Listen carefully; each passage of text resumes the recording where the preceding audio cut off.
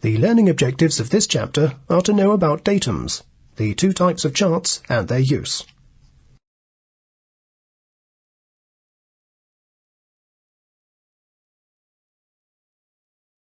The surface of the world is very uneven, with mountains and deep ocean floors, but is similar in shape to a squashed sphere, and can be represented by a surface called the geoid.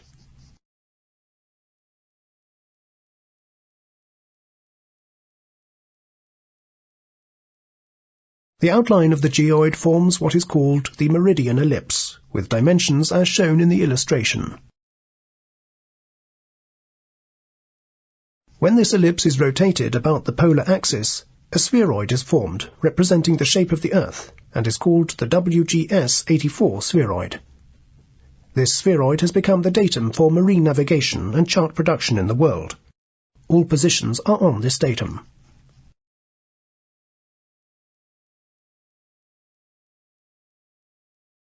A vessel is alongside a berth when two fixes are taken, at the same time, from two navigational receivers set on different datums.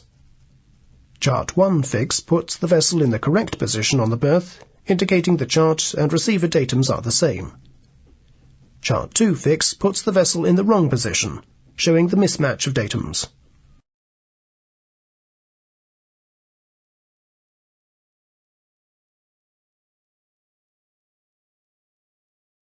Some digital charts have different datums compared to WGS-84. The chart indicates offsets that are simply corrections to be applied to a WGS-84 latitude and longitude to enable it to be plotted.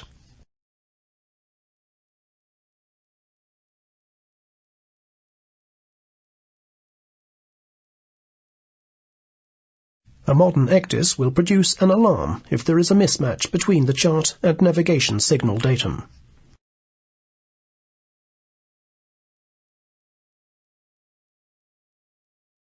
The GPS receiver shows height above or below the WGS-84 datum, which approximates to mean sea level around the world.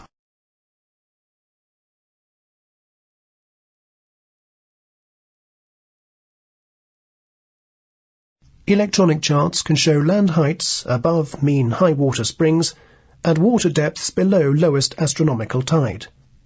There are also charts where the height and depth datums could be as shown in the text. A check on the chart legend reveals the datum.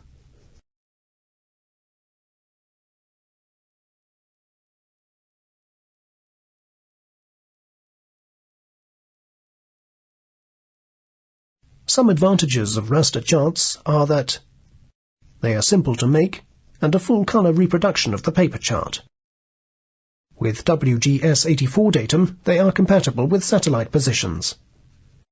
Mariners recognize symbols from the paper charts. They are approved for use on ECDIS when no vector chart is available. They often have the same name and number as a paper chart, and that correcting them is fast compared to paper charts.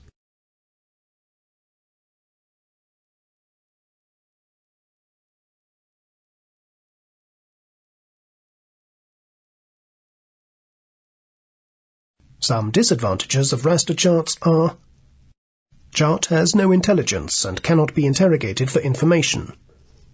On zooming in, the display becomes distorted. On zooming out, the whole chart with borders will be seen. Cannot be used to predict groundings. They need large amounts of computer memory. Small screen display shows a little bit of chart.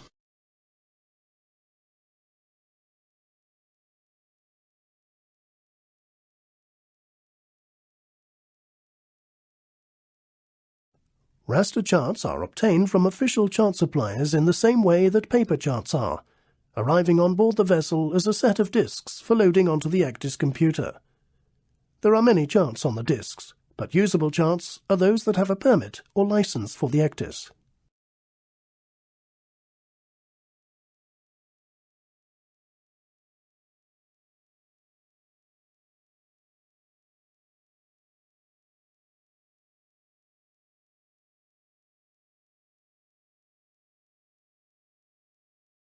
This text from IMO describes a vector chart for use on ECDIS with reference to IHO standard S57 for electronic chart production.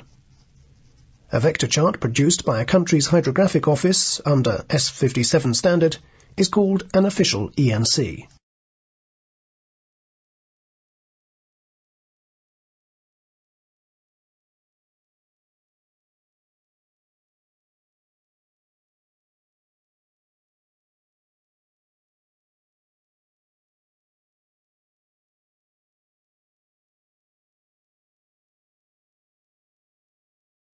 The first two letters of an official ENC chart name identifies the country of manufacture.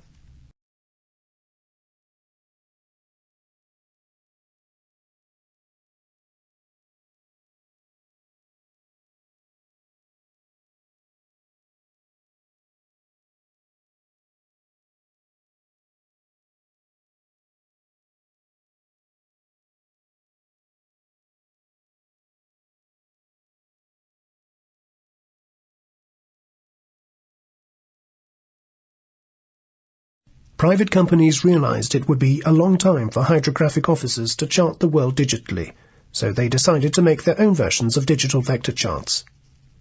They are classed as unofficial because they are not made by a country's hydrographic office, but are commonly found on vessels. ECDIS will warn the operator if the next chart is unofficial.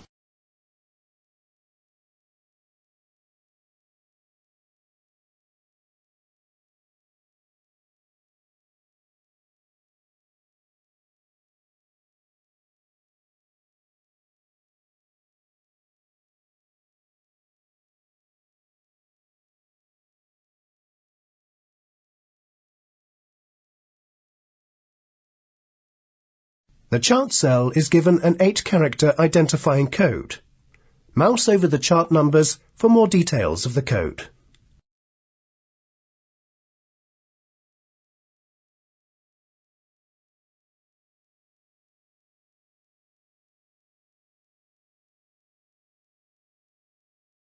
The usage codes gives an indication of where each chart should be used.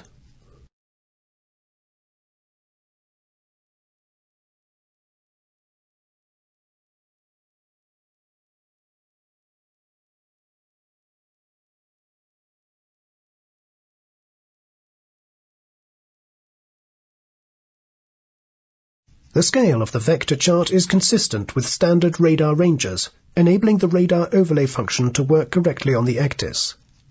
If the scales did not match, the radar overlay would not coincide with charted objects.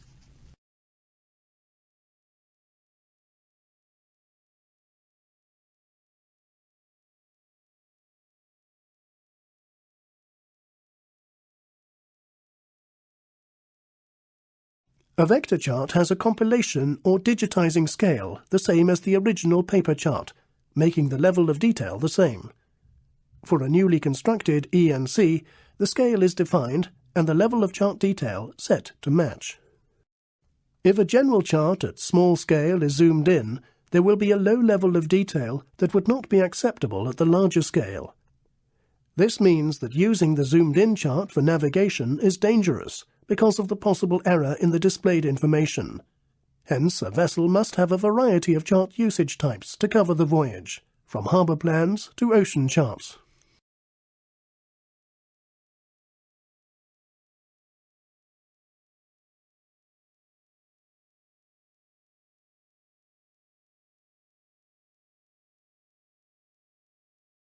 Some advantages of vector charts are that the chart has intelligence and can be interrogated for information. The ECDIS using these charts can predict grounding. The chart allows route validation, as seen in the second CBT. There is a seamless chart display on the ECDIS screen. The charts can be corrected more quickly than paper charts. They are approved for use on ECDIS, compatible with WGS 84 positions.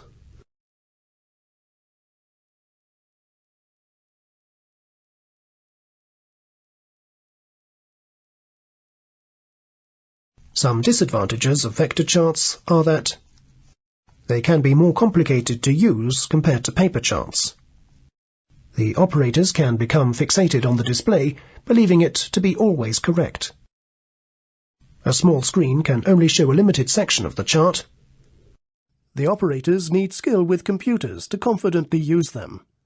Creating them is a time-consuming process.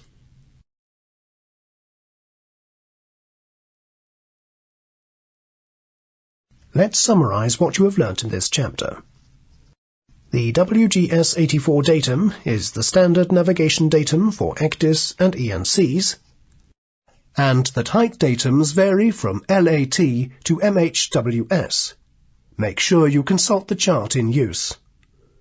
We've learnt that the official ENCs originate from the country's hydrographic officers, that there are unofficial vector charts in use at sea, that ENC usage code 6 is a berthing chart and code 1 is an ocean chart, that the chart compilation scale is very important, and that there are advantages and disadvantages with all chart types.